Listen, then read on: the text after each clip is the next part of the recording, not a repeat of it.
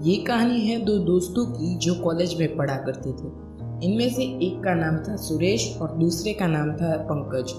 अब सुरेश को ऐसा लगता था कि खुशियों के लिए पैसों की ज़रूरत होती है और पंकज को ऐसा लगता था कि खुशियों के लिए पैसों की ज़रूरत नहीं होती। अगर आदमी अपनी ज़िंदगी से प्यार करे तो उसके जीवन में पैसों की आवश्यकता बिल्कुल नहीं होती।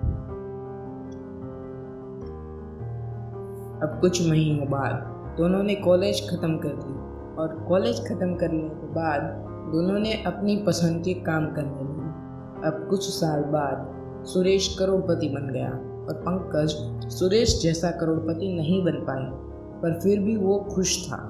जबकि सुरेश के पास इतना पैसा होने के बाद भी वो इतना खुश नहीं था। सुरेश को अपने दोस्त को देखकर बहुत जलन होती थी। उसे ऐसा लगता था कि उसकी ज़िंदगी में मुश्किलें ही मुश्किलें हैं। थोड़े दिनों बाद ये दोनों दोस्त मिलते हैं और तब सुरेश ने पंकज से पूछा कि मेरी ज़िंदगी में कई सारी मुश्किलें हैं, इन मुश्किलों का रास्ता क्या है। पंकज ने मुस्कुराते हुए कहा कि तेरी मुश्किलें भी तो खुद है और उन मुश्किलों का रास्ता भी तो खुद है। सुरेश बहुत गुस्सा हो गया और वो अपने घर चला गया। घर पहुंचने के बाद थोड़ी देर के लिए तो उसे कुछ समझ में नहीं आया।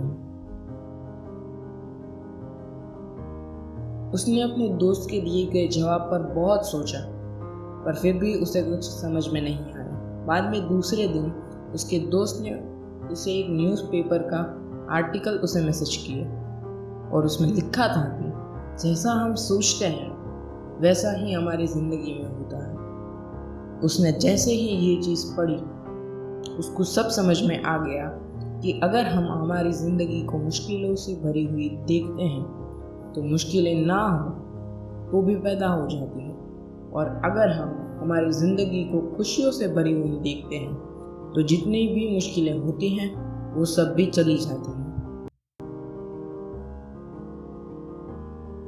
तो इस कहानी से हमें क्या सीख मिलती है कि हमें हमारी ज़िंदगी को खुशियों से भरी हुई देखना चाहिए, मुश्किलों से नहीं।